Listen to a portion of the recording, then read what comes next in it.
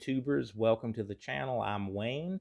Hope you've subscribed. If you've been checking out some of the videos that I've got up already, I'm getting a little deeper into things, hoping to start some playlists for particular categories at some time soon. This video would be part of the whole good practice habits kind of thing.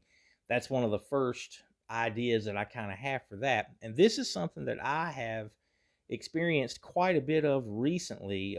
Another video that's up and coming is going to be me talking about changing my pick hold. And in the process of doing that, revisited a lot of things that I hadn't thought about in quite some time as far as practice. And achieving fast tempo can really be something that all of us struggle with. I was on the front of this video trying to play at about 170 beats per minute there with a metronome, which is always a great thing to do if you haven't ever tried to build your tempo playing with a metronome and just working up slowly from if you started out at 120 beats per minute, then up to 125, 130, and so on until you get to the place that you need to be. Because when we're playing slower, we can pay particular attention to pick direction, dynamics that need to happen within what we're playing, and it can give us the confidence. It's easy to struggle or to have anxiety about playing fast tempo, but I think that's a good thing. I think as a life experience, if we have reservations about being able to do something like that and then we're able to accomplish it, it does more than just help us in our musical journey, but in life's journey itself, to overcome anxiety. So there can be life lessons in this stuff too. But I want to break down what has been a help for me to try to achieve tempo like that. This particular thing that I'm playing is an arrangement that we have of Sugarfoot Rag, where it's a vocal thing at a slow, grindy kind of tempo.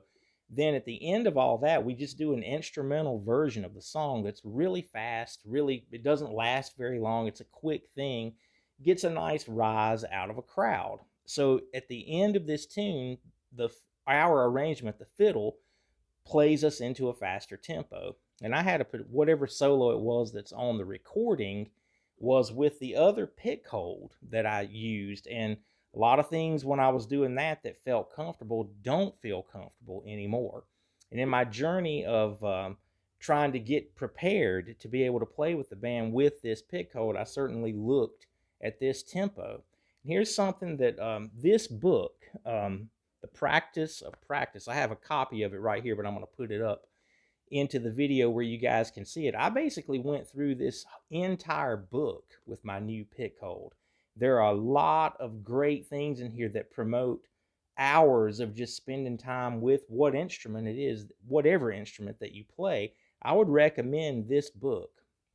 And this particular thing that it talks about with practice technique, they used orchestra players that were playing something at a fast tempo. And instead of the normal approach of trying to just increase that tempo over time, they would alternate between something close to the tempo that they were going to be playing at, then really playing slow. And when you do that, mentally, it feels like it's giving you a hyper amount of focus on what you're trying to play. So let me try to demonstrate it with this tune.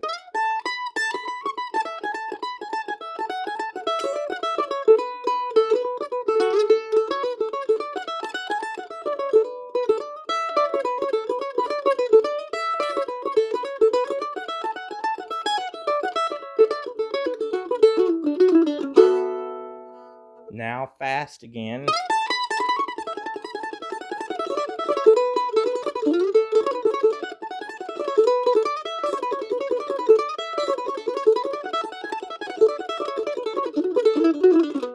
So alternating between those two different speeds is a complete different approach for me. But with this book that I was reading, they found that a lot of these classical players agreed that through this particular approach to achieving tempo on something that you're going to play the same way every time, that's one of the things that creates anxiety about this kind of thing is that it isn't one of those in the moment improvisational things that we just kind of look forward to that's going to be adventurous. It's totally about executing the same thing the same way every time. But again, I think it can be good to create that atmosphere for yourself because it gives us an opportunity to live up to that moment and to have a reason to feel good about our playing. So let me try those alternating tempos like this between the fast and the slow version one more time.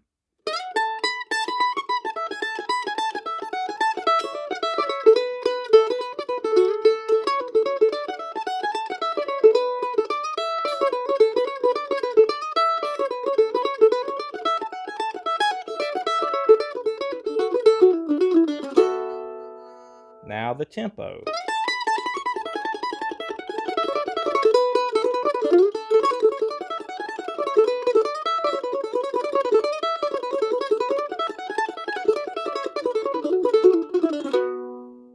Now slow.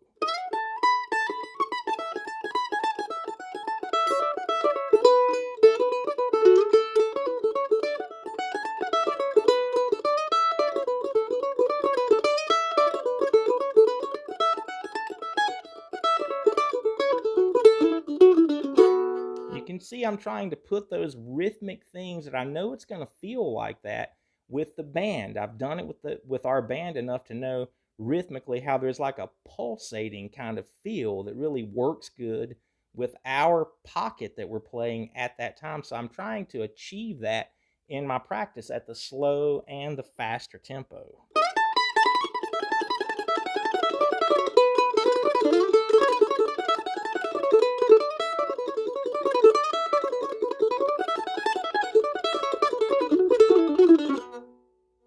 And this is not easy to do. You have your playing under a microscope when you're soloed like this by yourself. So don't be overly critical. Remember that when you're doing this in the meter and in the pocket with the rest of the band, musically it all comes together. I have trouble playing this while I'm sitting down. Typically, when I practice this, we have a really open design in our house around a kitchen island and into the living area. And a lot of times I just put the mandolin on and kind of walk around that island when I play, which I think is good because we stand when we're on stage and it just kind of feels awkward for me to sit. So keep that in mind with this because it's all about physical, something physical that you're doing, the execution of these fast tempos. So if you're going to be on stage standing up, it's probably a good idea to rehearse that way as well. Anyway, I hope this can help. Always remember to design whatever it is that you're going to play slowly, working with the metronome like I was on the front of the video. Build the tempo up slow. Once you're starting to get really near the tempo that you want to play it, try this alternating between fast and slow method of rehearsing for fast tempos and see if it doesn't make a difference. It's helped me not only with the fast tempos, but trying to get used to a completely new pick hold as well. So anything that makes us think outside of the box, try something different, or promotes more time playing your mandolin, you want to do it. But check out this book also, The Practice of Practice. I hope this helps, guys.